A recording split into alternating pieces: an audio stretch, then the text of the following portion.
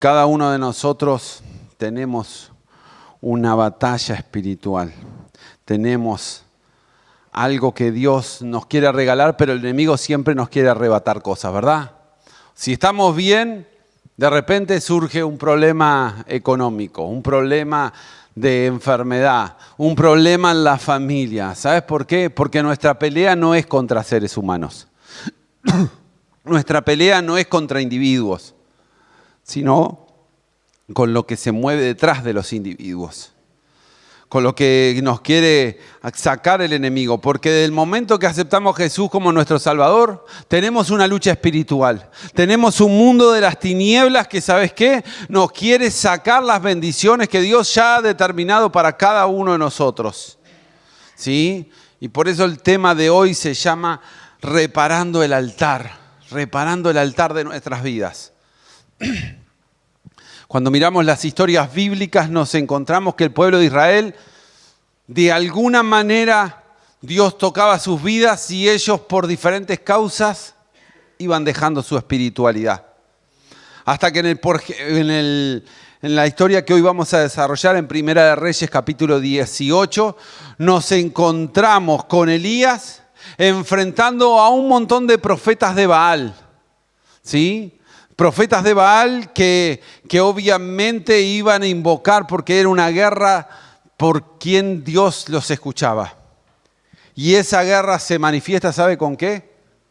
En una guerra que tiene que ver con los sacrificios, que tiene que ver una guerra por ofrendas hacia Dios.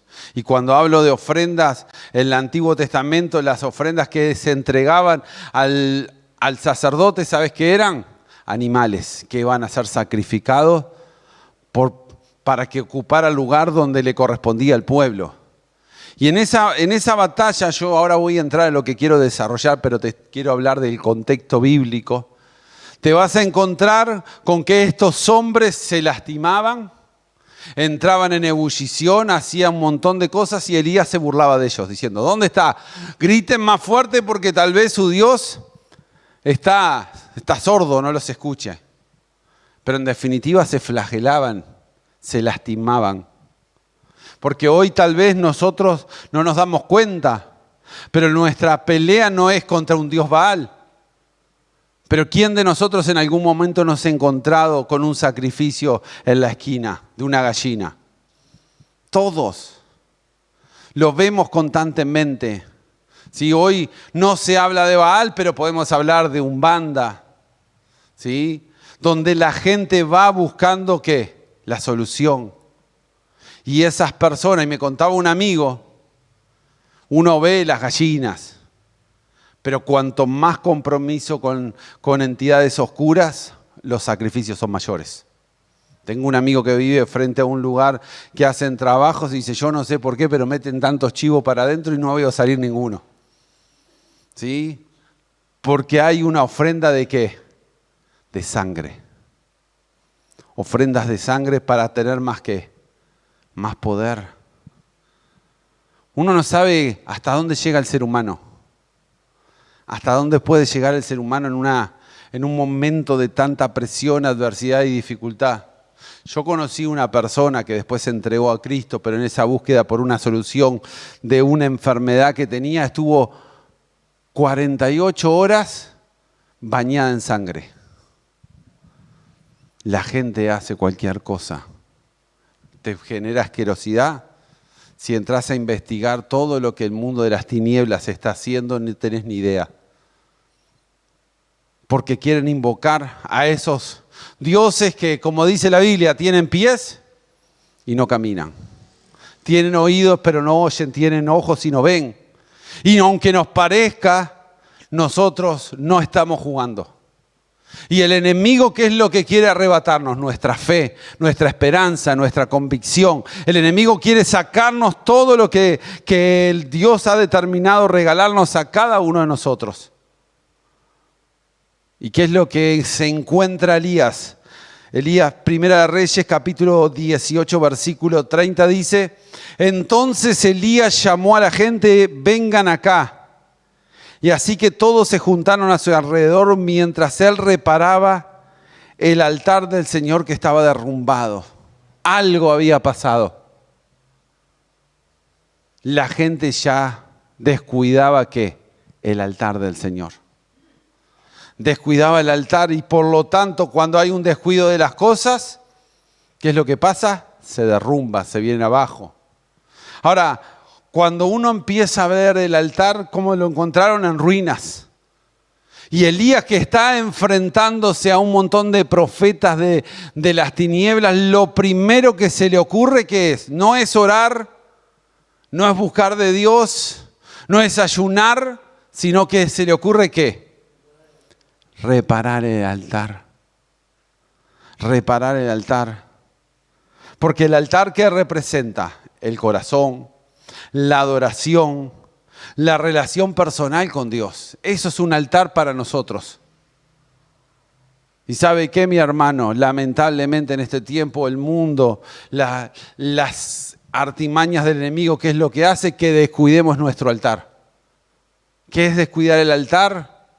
Es no orar, es no leer la palabra de Dios, es no congregarnos. Y descuidamos y no nos damos cuenta. Porque Elías, cuando llegó ahí, no me imagino que dijo, ay, esto fue de la noche a la mañana. No, eso fue un proceso. En algún momento en ese altar se hacían los sacrificios, pero por vaya uno a saber qué causas o motivos, el altar dejó de funcionar. Porque vino el enemigo. Recordá que el contexto histórico es que el rey que gobernaba le había dado autoridad a su esposa para que hiciera altares por todos los dioses, por todos lados, y ello trajo una decadencia espiritual. Muy bien mirar la historia de Primera de Reyes, pero ¿qué hay de nuestro altar personal? Ese altar que lo tenemos que tener cuidado, protegido. Porque ¿sabe qué, mi hermano? Cuando nosotros descuidamos el altar, ¿quién ocupa el lugar de adoración? El enemigo. Y la Biblia es bien clara, o uno va a una eternidad con Dios o se va al infierno. No hay términos medios. No hay términos medios. Hay gente que enseña que sí, pero la Biblia es tajante. La vida es uno y después el juicio. Pero cuando creemos en Jesús, de verdad Dios nos protege, Dios nos guarda. Pero el altar que Elías tiene en su mente, dice el siguiente versículo, y él tomó 12 piedras, una para representar a cada tribu de Israel, y usó las piedras para reconstruir el altar en el nombre del Señor. Luego cavó una zanja alrededor del altar con capacidad suficiente para 15 litros de agua. Y vos fijate lo que hace Elías. ¿Toma qué? 12 piedras. 12 piedras que representan ¿qué? Su familia. Porque las tribus de Israel, ¿qué representaban? Sus familias, sus primos, sus tíos, sus parientes. Y yo creo, mis hermanos, que en estos tiempos tenemos que orar para que nuestro altar esté bien y orar por nuestra familia. Orar por nuestros hijos, ¿para qué? Para que estén encaminados en los caminos de Dios.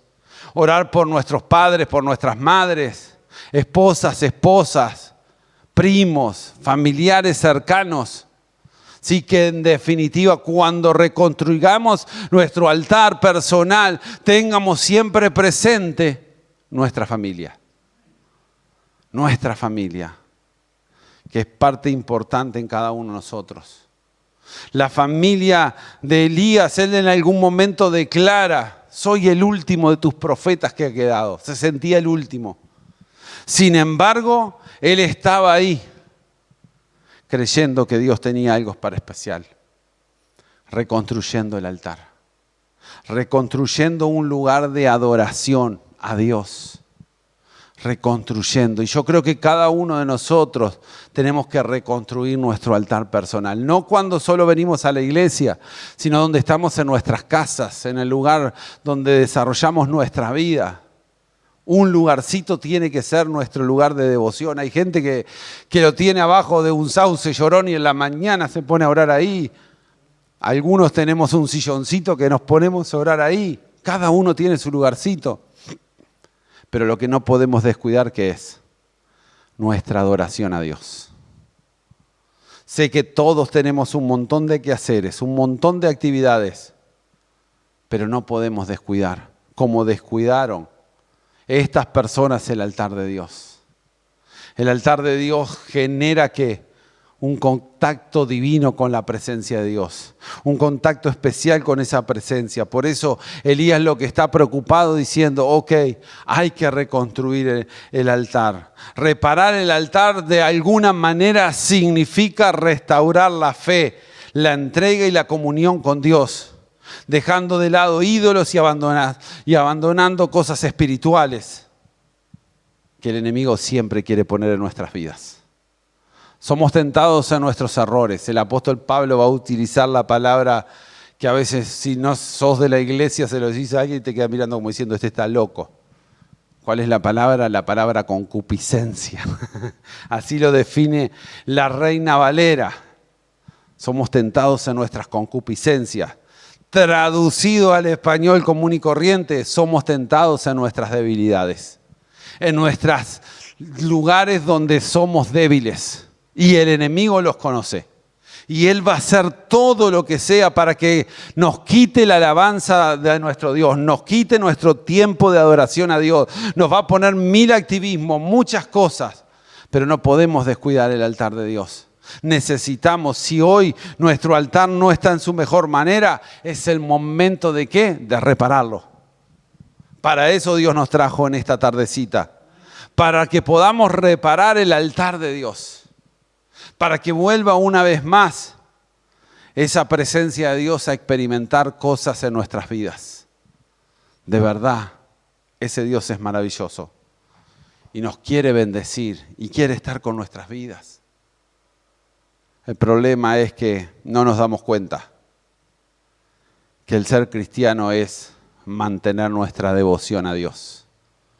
No una hora en la iglesia, no una hora, sino cuando estoy en la calle. Cuando salgo a caminar, cuando salgo a hacer los mandados, los quehaceres, mostrar que somos diferentes. Y eso solo puede ocurrir cuando nuestro altar está bien. Porque si no le damos ¿qué? Oportunidad ¿qué? A nuestras debilidades, para que el enemigo se filtre y nos lleve a sacar lo peor de nosotros. Pero cuando nuestro altar está bien, las cosas son diferentes. ¿Sí? El siguiente versículo 33 nos dice, y apiló leña sobre el altar, cortó el toro en pedazos y puso los pedazos sobre la madera. Y luego dijo, llenen 4 jarras grandes con agua y echen agua sobre la ofrenda y la leña. Y el agua corría alrededor del altar, tanto que hasta colmó las zanjas. ¿Qué es lo que aparece acá? Lo que Elías toma después de reconstruir el altar. ¿Qué es lo que hace? Corta una ofrenda y después se esparce agua. ¿Por qué esparce agua? Para limpiar. Cuando uno se ensucia mucho, transpira mucho, ¿qué lo debería hacer?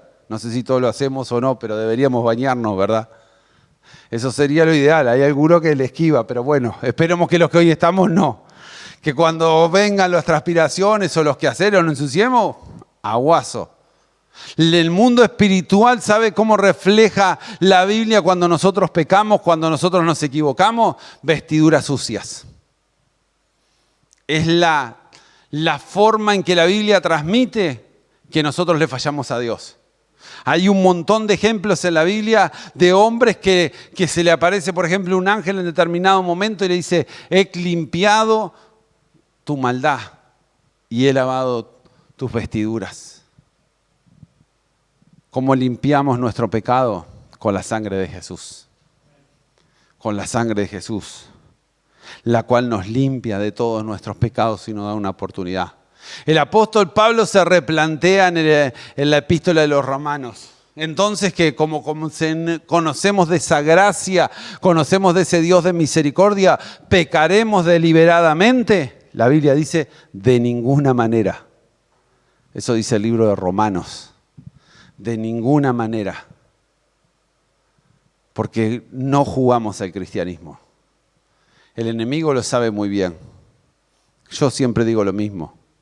Yo le creo a todo el mundo. A mí me dice, uy, yo estoy bien, yo te voy a creer.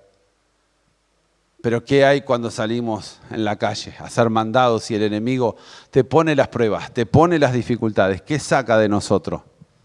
Espiritualidad, porque tenemos dominio propio, porque nos contenemos, o sale todo eso que tenemos contenido adentro nuestro. De verdad, cuando nuestro altar está bien, ¿sabe lo que dice Jesús? De una misma boca no pueden salir agua dulce y agua salada.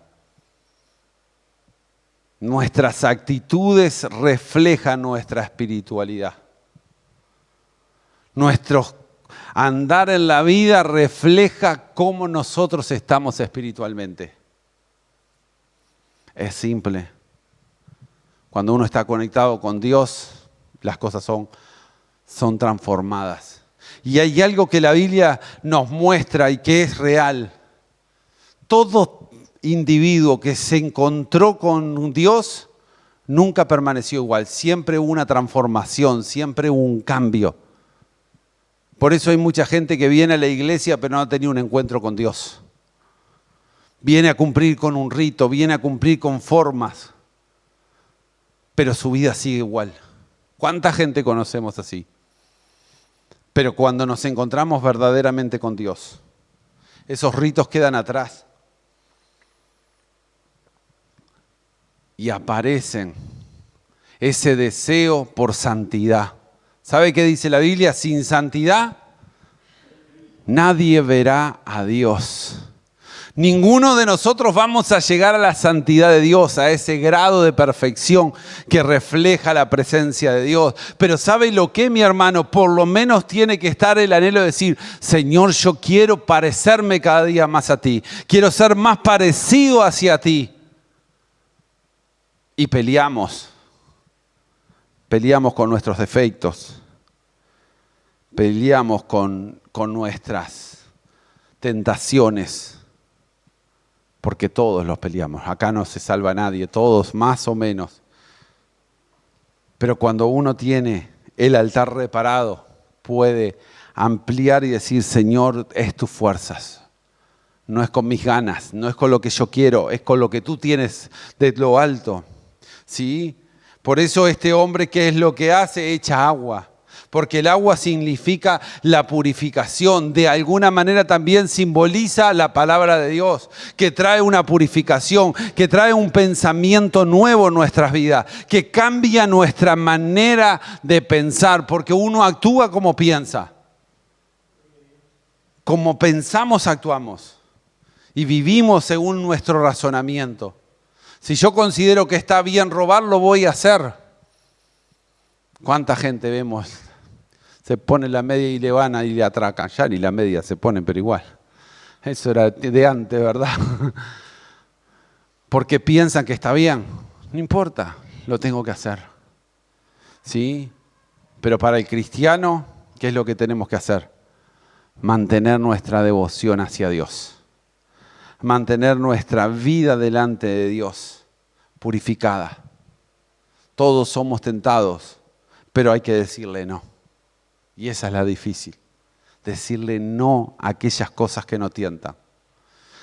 Acá adentro hay tantos testimonios de gente que ha logrado superar adicciones, que ha logrado superar el hablar mal, que ha logrado superar, robar, tantas cosas.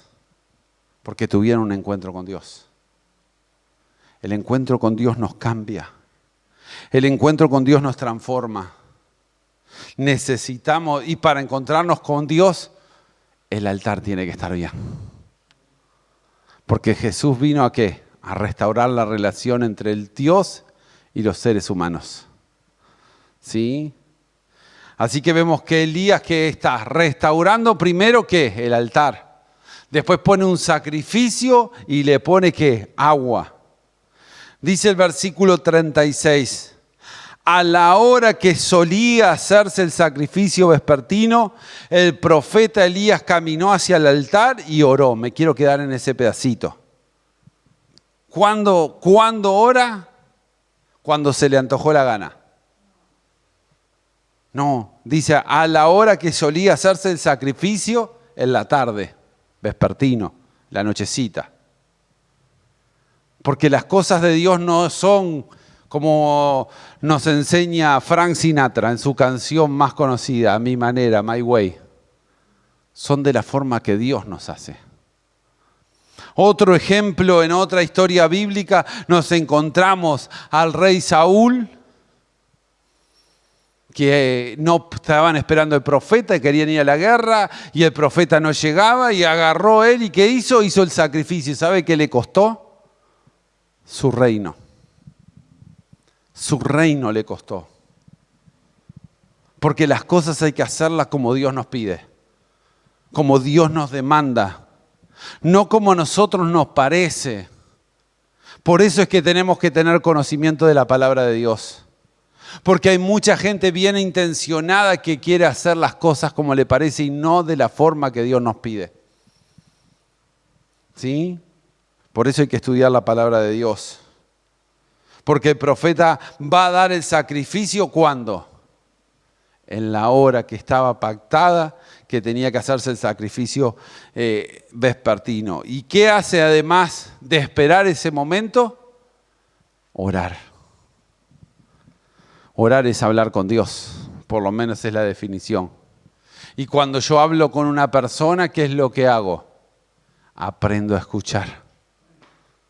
¿Sí? Porque muchos de nosotros, si me encuentro con una persona y uno habla y habla y habla y no le da la posibilidad a otro, termina diciendo, uy, este me tiene aburrido. Habla hasta por los codos y no me deja meter una cucharita. ¿Verdad? A veces nosotros somos igual en nuestra oración con Dios. Hablamos y le contamos esto, lo otro y nunca le damos la posibilidad de que Dios nos susurre al oído los planes, los propósitos que tiene para nuestras vidas.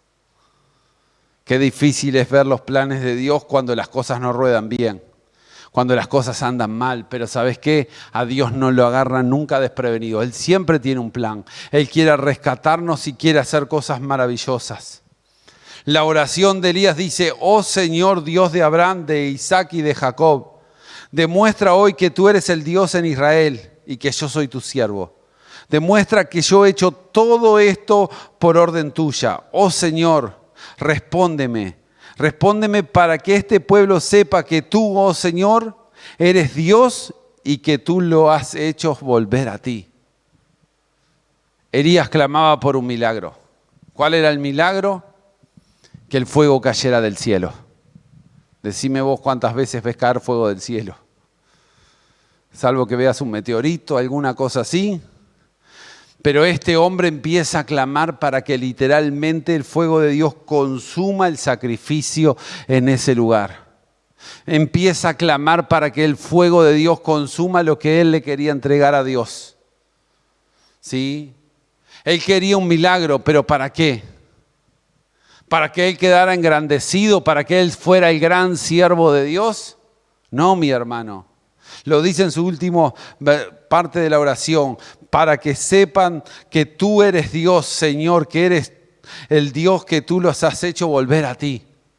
La intención de Elías, ¿cuál era? Que toda una generación que se había apartado de Dios volviera. ¿Y cuánta gente conocemos nosotros que anduvo en los caminos de Dios y hoy no están? Por eso yo creo que en estos tiempos Dios va a hacer milagros, prodigios, pero no por el prodigio en sí, sino para que volvieran a los pies de Jesús. Porque, mi hermano, hay una cosa que tenemos que saber, la gloria es de Dios. La gloria es para Dios y hay una cosa que Dios no comparte y es su gloria con nosotros. Él nos usa, Él nos responde, pero la gloria siempre es para Él. La gloria es para el Creador. Y cuando uno está en momentos súper difíciles y aparecen las soluciones, cuando tocamos bien bajo que nuestras fuerzas no tienen la solución, ¿sabes qué? Ahí decimos, gloria a Dios que Dios me ayudó. Gloria a Dios que Dios estuvo con nosotros, que nos acompañó, que nos bendijo, que Dios estaba en nuestras vidas. ¿Sí? Dice el siguiente versículo, Al instante el fuego del Señor cayó desde el cielo y consumió el toro, la leña, las piedras y el polvo, hasta lamió toda el agua de la zanja. Porque ¿sabe qué? El fuego representa la manifestación poderosa de Dios que consume y que más santifica. Dios quiere una iglesia santa. Y cuando hablo de iglesia no hablo de templos, sino de personas. Iglesia somos vos y yo. ¿Sí? Pero ¿qué tenemos que ser? Cada día más santos. Separados para Él, porque eso es una de las connotaciones de la palabra santa, pero anhelando la perfección. Deseando que seamos parecidos a Él. ¿Sí? Fíjate el resultado en el versículo 39. Cuando la gente vio esto, ¿qué vio? El milagro de Dios, que cayó fuego y consumió todo. Todos cayeron rostro en tierra y exclamaron: el Señor, Él es Dios. Sí, el Señor es Dios. ¿Qué es lo que trajo el milagro? Un despertar espiritual sobre la nación. Un despertar espiritual, una vuelta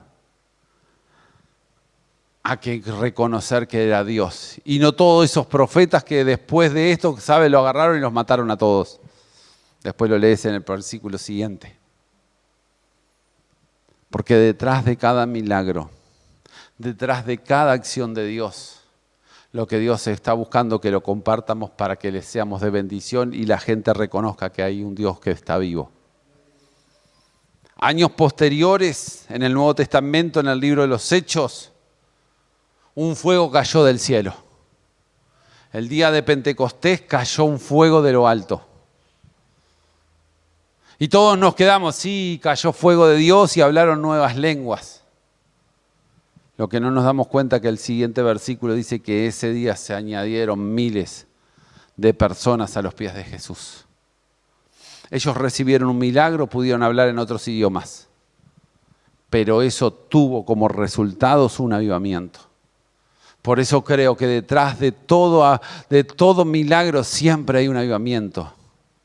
La perspectiva humana es: yo recibo el milagro. La perspectiva de Dios, miles, cientos de personas se van a entregar a Jesús.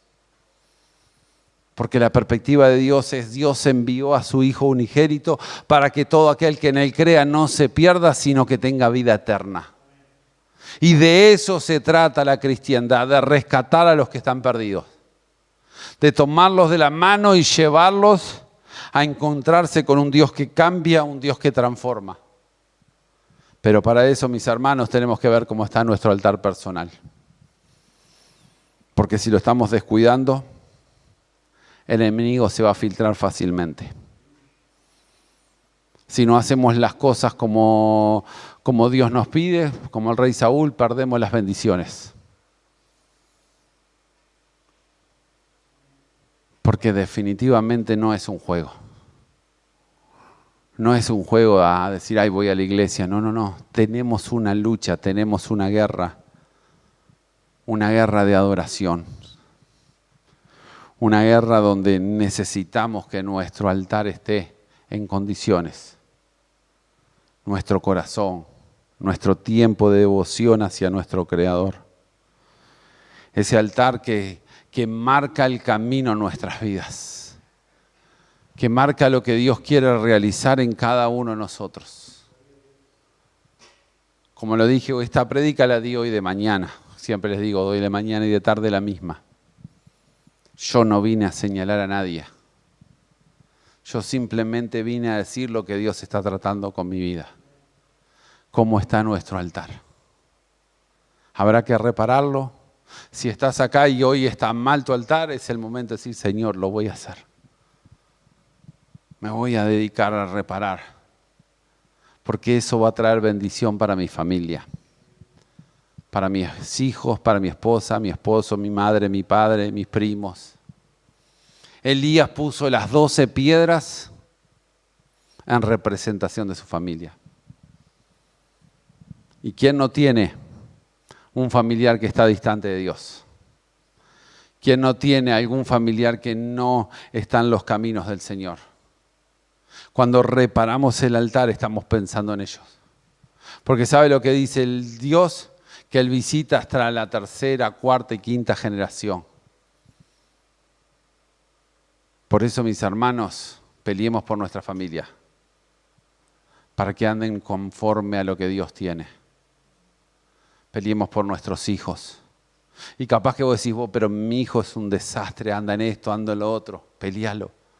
Pelealo en el altar de Dios. No te olvides de doblar la rodilla por tus hijos, por tu madre, por tu padre, por tu primo, por el que sientas la carga de tu familia. Porque de verdad Dios es un Dios de familia y quiere bendecirla. Peleemos por nuestras familias. Porque es ahí donde el enemigo se filtra cada vez más.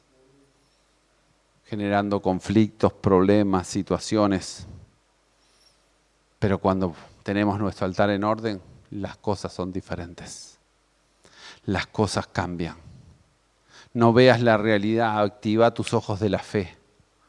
Y empezá a abrir tu boca y decir, ok, mi hermano va a ser un gran hombre o una gran mujer de Dios, aunque hoy esté perdido. Abrilo, créelo, confesalo. Decíselo a todo el mundo, no, mirá, mi hijo no está pasando por un buen momento, pero yo sé que tienen un llamado de parte de Dios y Dios va a cumplir sus planes. Peleemos por nuestras familias para que estén en los caminos del Señor. Yo te invito a cerrar los ojos y conectarte con Dios, porque ese Dios maravilloso hoy está en este lugar. Ese Dios hermoso nos quiere acompañar y bendecir. Amado Dios, gracias, porque hoy tú nos haces reflexionar.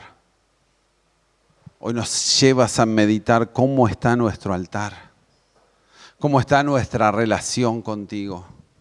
Porque si la hemos descuidado o la hemos abandonado, Señor, es el tiempo de repararla, es el tiempo de reconstruirla, es el tiempo de pasar por la limpieza de tu presencia. Señor, pasar por tu fuego que nos purifica. Dios, para que levantes en nosotros hombres y mujeres que lleven tu gloria, tu poder, tu majestuosidad, empezando por mi casa, empezando por nuestras casas, por nuestros hogares y así a nuestras parientes y a gente más lejana. Dios, estoy seguro, Señor, y hoy que somos poquitos en este lugar, más que nunca confesar que hay un Dios maravilloso que necesita un altar preparado para que Él se manifieste, para que Él muestre su gloria, para que ese fuego de Dios descienda sobre nosotros y acepte nuestro sacrificio y sea de bendición para todo nuestro entorno, Señor. Bendecimos nuestras familias, Dios, para que tú toques, Señor, a aquellos que están distantes, aquellos que están lejanos de ti. Dios, sabemos que en este tiempo hay bendición. Pelea la bendición de tu hijo, pelea la bendición de tu hermano, pelea la bendición de tu padre, de tu madre, si es que lo tenés, si están distantes de Dios. Pelea la bendición de tu primo, de tu tío, pelealo. Todos tenemos un familiar, todos tenemos a alguien que se ha alejado de Dios. Pero cuando el altar está preparado, significa estoy en la presencia de Dios, clamando para mi familia. Y Dios trae bendición hasta que sobre y abunde, Señor. Gracias, Dios. En el nombre de Jesús, que podamos ver con nuestros ojos aquellos parientes, familiares, Dios, que hoy no están en tus caminos, pero lo vamos a creer, Dios. Lo vamos a creer, lo vamos a ver, Dios. Ayúdanos a mantener nuestra fe en alta, a mantener nuestra fe bien tomados de la mano contigo, Señor. Y en este tiempo veamos tu gloria. En el nombre de Jesús de Nazaret te lo pedimos. Que así sea, Señor. Amén y amén. Gloria a Dios.